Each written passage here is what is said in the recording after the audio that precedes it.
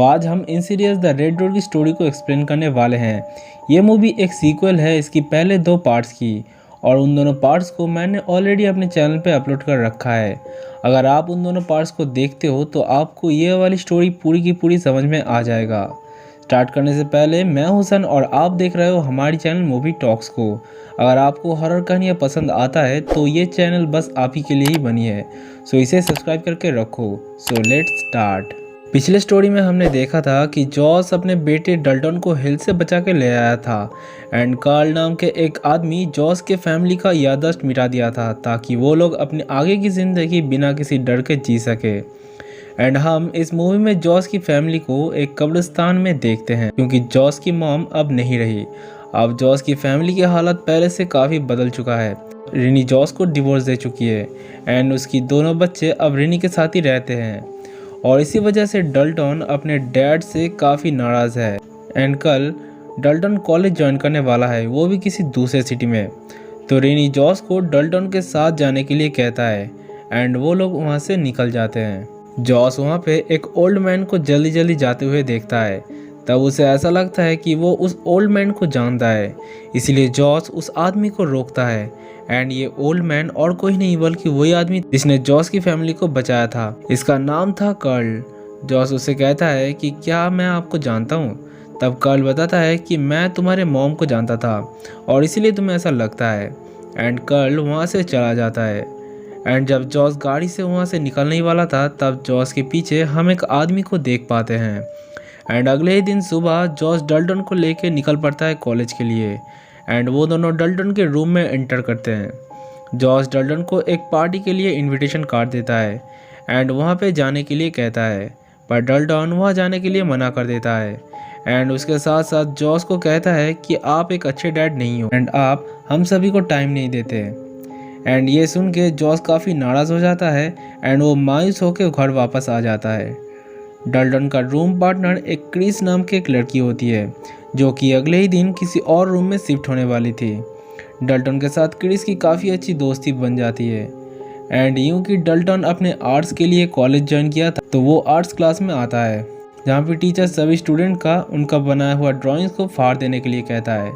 एक लड़का कहता है कि मैं अपने ड्राइंग्स को नहीं फाड़ूंगा, तब टीचर उसे क्लास से निकल देती है, पर डल्टन बड़ी आराम से अपनी ड्राइंग को फाड़ देती है जिससे टीचर उससे इम्प्रेस हो जाती है। टीचर उन सभी को एक ड्राइंग बनाने के लिए कहती है, तब डल्टन एक बड़ी डरावनी डोर को बनाती है एंड सडनली उसका हाथ कट जाता है। दूसरी तरफ जॉस अपनी सीटी स्कैन करवाने के लिए आया था। वो जैसे ही उस मशीन के अंदर जाता है तब लाइट अपने आप ही बंद हो जाता है जिससे जॉस काफ़ी डर जाता है एंड वो मुझे बचाओ ऐसा चिल्लाने लगता है। बाहर से कोई भी आवाज़ नहीं दे रहा था जिससे जॉस काफ़ी डर जाता है एंड उसे ऐसा लग रहा था कि कोई उसे देख रहा है। कुछ देर बाद जब फाइनली जॉस वहाँ से बाहर आता है तब जॉस डॉक्टर के ऊपर चिल्लाने लगता है एंड वो डॉक्टर के बात सुन के हैरान हो जाता है क्योंकि डॉक्टर बताता है कि वो पिछले 10 मिनट से बेहोश था। डॉक्टर उसे कुछ गेम्स खेलने के लिए कहता है ताकि उसकी याददाश्त ठीक हो जाए। इधर क्रिस को पता चलता है कि डल्टन के पास एक पार्टी का टिकट है, सो क्रिस उसे लेके उस पार्टी में जाने लगती है। यहाँ पे सभी अमीर घर के बच्चे पार्टी कर रहे थे।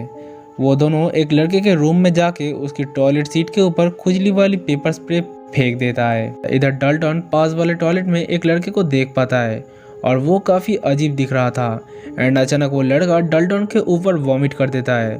एंड जब क्रिस वहाँ पे आती है तब वो लड़का कहीं गायब हो जाता है एंड डल्टन नोटिस करता है कि उसकी टी शर्ट अब पूरी तरह से साफ हो चुका है। ये देखकर डल्टन काफ़ी डर जाता है एंड वो उस पार्टी से बाहर आ जाता है एंड वो अपने रूम में बैठ के उस डोर की तरफ देख रहा था एंड सडनली वो पहुंच जाता है फिर से वही अंधेरी दुनिया में।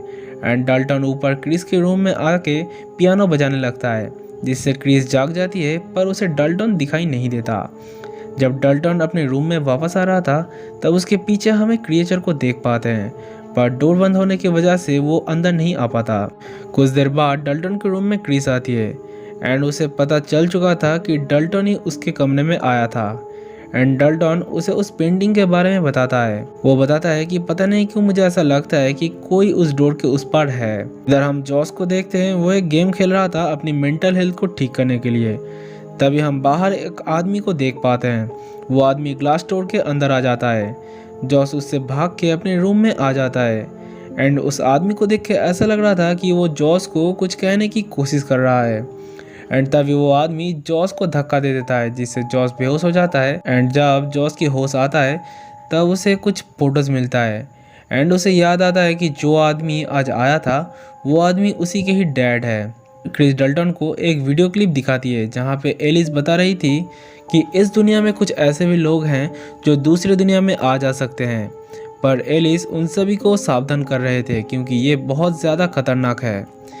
ये देख के डाल्टन डिसाइड करता है कि वो उस पार्टी वाले अजीब लड़के से दोबारा जाके मिलेगा ताकि उसे इस रेड डोर के बारे में कुछ पता चल सके।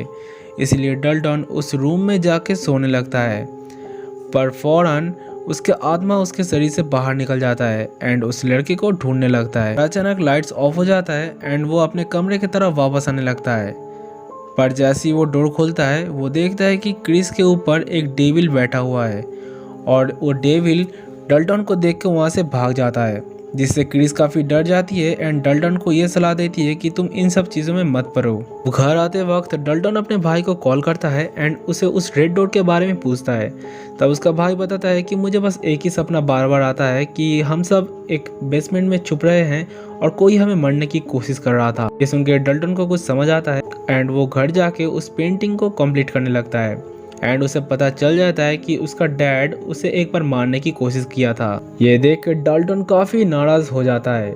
इधर जॉस अपनी एक्स वाइफ के घर आता है एंड उसे पूछता है कि क्या मेरे डैड हेल से वापस आ सकता है, क्योंकि मैं आज उन्हें देखा हूँ एंड मुझे ऐसा लगा कि वो मुझे कुछ कहने की कोशिश कर रहा था। तब इतने दिनों बाद रेनी जॉस को बता देती है कि मुझे छोड़ के बाकी सभी का याद को मिटाया गया था, क्योंकि तुम बेसबॉल बैट लेके हम सभी को मारने के लिए घर में इधर उधर ढूंढ रहे थे। मैं जानता हूँ वो तुम नहीं थे, पर बच्चों ने तो तुम्हारी शक्ल को देखा था। ये सब सुनने के बाद जॉस बाहर निकलने वाला था, पर तभी उसका छोटा बेटा डल्टन को उस पेंटिंग को जॉस को दिखाता है। यह देख के जॉस खुद हैरान हो जाता है। इधर डल्टन अचानक अपने बचपन के टाइम में वापस आ जाता है जहाँ पे उसका डैड उन सभी को मारने की कोशिश कर रहा था। एंड जब जॉस छोटे डल्टन को मारने वाला था तब डल्टन उन्हें रोकने की कोशिश करता है एंड इसी गलती की वजह से डेविल उसे कैद कर लेता है एंड उसे उसी जगह पे कैद किया जाता है जहाँ पे उसे बचपन में रखा गया था और डल्टन की बॉडी को अब कोई और ही काबू कर रहा था। क्रिस उसके हेल्प करने के लिए उसके घर में एक लाइट लगा देती है एंड उसे ठीक करने की कोशिश करती है।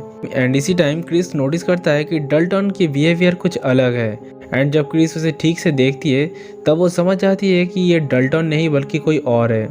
एंड जॉस अब फिर से एक बार अपने बेटे को बचाने उस अंधेरी दुनिया में जाता है जहाँ पे वो डल्टन की डरावनी बॉडी को देख पाता है एंड वो क्रिस को मारने ही वाला था। तब असली डल्टन को जॉस छुड़ाने की कोशिश करता है एंड जॉस कहता है कि मैं तुम्हें मारना नहीं चाहता, वो तो वो चाहता था एंड तुम्हें यहाँ से निकलना होगा वरना तुम हमेशा यहीं पे कैद हो जाओगे। एंड अब ये दोनों उस जगह से बाहर आने लगता है एंड उस रेड डोर के बाहर आ जाता है, पर वो डेविल बाहर आने की कोशिश कर रहा था।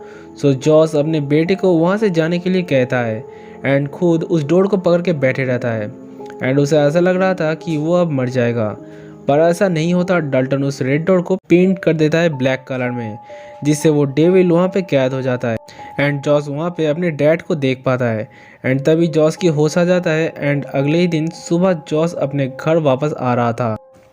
अब सब कुछ ठीक हो जाता है क्योंकि जॉस की फैमिली जॉस को अपना लिया था एंड उस घर के बाहर जॉस एलिस को देखता है एंड जॉस को एलिस कहती है कि अपनी फैमिली के करीब रहना एंड उसे कभी मत छोड़ना। अब इस सीन के बाद ये मूवी यहीं पे ख़त्म हो जाता है।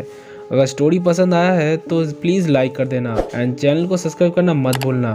तो मिलते हैं अगले नए वीडियो की तरफ, तब तक के लिए बाय बाय।